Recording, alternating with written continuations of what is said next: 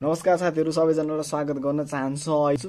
धेरैजना हाम्रो साथीहरूले चाहिँ अब इक्जामको फर्म कसरी भर्ने भनेर अनलाइन सिस्टम चलिरहेको छ। अहिले टियुले इक्जाम फर्म भर्नको लागि चाहिँ नयाँ सिस्टम ल्याएको छ। अनलाइन फर्म हामीले भर्न सक्छौँ र कतिपय साथीहरूले चाहिँ अनलाइन फर्म भर्दाखेरि चाहिँ इनभ्यालिड क्याप्चा, इनभ्यालिड पासवर्ड समथिङ यस्तै केही डिफ्रेन्ट इस्युहरू चाहिँ आएको छन्। त्यस कारणले गर्दा हामी यो इस्यु नआइकन कसरी सल्भ गर्ने यस विषयमा चाहिँ मैले एउटा भिडियो बनाएर हजुरहरूलाई सहयोग गर्न सक्छु भन्ने आशाले म यस भिडियो बनाउन गइरहेको छु र ढिलै नगरिकन भिडियोलाई सुरु गरिहालौँ।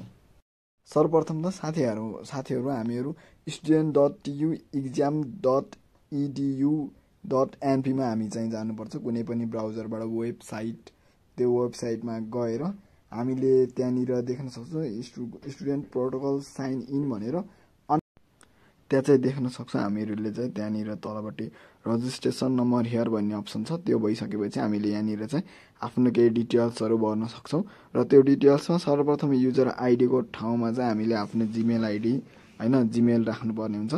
अनि त्यसपछि सेकेन्डमा आउँछ पासपोर्ट। आफ्नो पासपोर्ट राख्दाखेरि चाहिँ हामीले सकेसम्म पहिला सुरुमा चाहिँ क्यापिटल लेटर, अनि त्यसपछि स्मल लेटर, अनि त्यसपछि चाहिँ आफ्नो फेभरेट क्यारेक्टर राखेर चाहिँ हामीले त्यहाँनिर भर्नुपर्ने हुन्छ।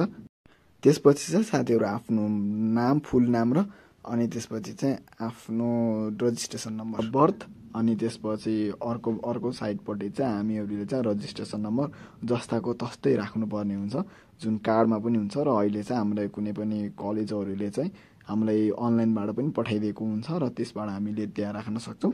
र त्यसपछि यताबाट चाहिँ डेट अफ बर्थ आउँछ। डेट अफ बर्थ राख्दाखेरि चाहिँ हामीले इङ्ग्लिसमा राख्नुपर्ने हुन्छ, एडीमा। र त्यसपछि हामीले जस्तो छ पहिला सुरु इयर, अनि मन्थ, र अनि त्यसपछि डेट राख्नुपर्ने हुन्छ। र यतापट्टि आफ्नो गार्जेन फादर नेम आउँछ। र फादर नेम राखिसकेपछि चाहिँ हामीले फोन नम्बरको अप्सनमा तलपट्टि फोन नम्बर राख्नुपर्ने हुन्छ।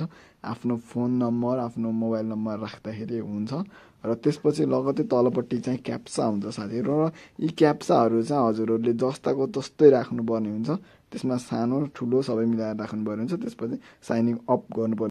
यति गरिसकेपछि चाहिँ साथीहरू माथिपट्टि हाम्रोमा टक्क राइट लागेको अप्सन आउँछ। त्यसपछि जिमेल आउँछ है त।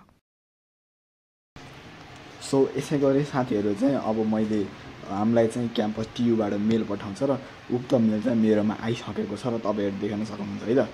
म तपाईँहरूलाई त्यो मेल देखाउँछु। मेरोमा आइसकेको छ त्यो मेल, यहाँ हेर्न सक्नुहुन्छ। नो रिप्लाई भनेर आएको छ। यो चाहिँ हाम्रो क्याम्पसले पठाएको मेल हो र यो पासपोर्ट पठाउँछ हामीलाई टियुबाट। अनि त्यसपछि यो पासपोर्ट लगाएर हामीले चाहिँ त्यो इक्जाम फर्म लगइन गर्नुपर्ने हुन्छ। जस्तै अब हामीले चाहिँ त्यसलाई लगइनमा जान्छौँ। अब हाम्रो गुगलमा गइसकेपछि हामी चाहिँ यहाँनिर exam form TU student form login गरिसकेपछि हामी यसमा गइहाल्छौँ। यसमा गएर हाम्रो पासपोर्ट के थियो त हाम्रो अनि त्यसपछि हामी गुगलमा गइसकेर फर्गेटिङ पासपोर्ट गर्नुपर्ने हुन्छ। फर्गेट पासपोर्टमा हाम्रो मिल्दैन। अनि फर्गेट पासपोर्ट गरिसकेपछि युजर नेम राख्ने। अनि यसको लगत्तै चाहिँ हामीले हामीलाई ओटिपीको लागि वेट गर्नुपर्ने हुन्छ। फर्गेट पासपोर्टमा गइसकेर त्यहाँ आफ्नो जिमेल हाल्ने, अनि त्यसपछि ओटिपीलाई वेट गर्ने। ओटिपी राखिसकेपछि चाहिँ हामीले अनि त्यसपछि हाम्रो ओटिपीको वेट गर्ने है त साथीहरू।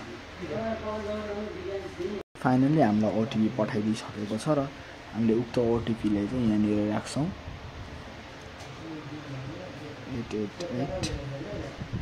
8888455455 सबमिट गरिसकेपछि हामीले यहाँ अनि त्यसपछि हामीले पासवर्ड राख्ने पर्ने हुन्छ। स्ट्रङ पासवर्ड 8 क्यारेक्टरको है त।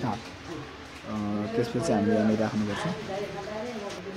फाइनली हाम्रो पासपोर्ट चेन्ज गरिसक्यौँ। अब पासपोर्ट चेन्ज गरिसकेपछि फेरि हामीले यहाँ लगइन गर्छौँ।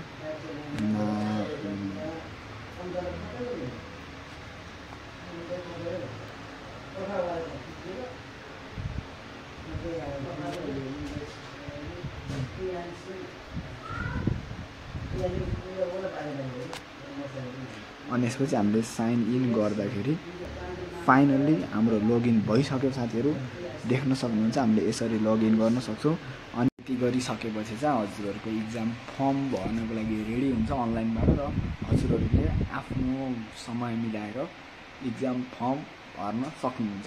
भिडियो कस्तो लाग्यो मन पर्यो भने लाइक कमेन्ट सेयर सब्सक्राइब गर्न नबिर्सनु होला र भन्दै आजको लागि बिदा हुन्छौँ। हस्त नमस्ते धन्यवाद।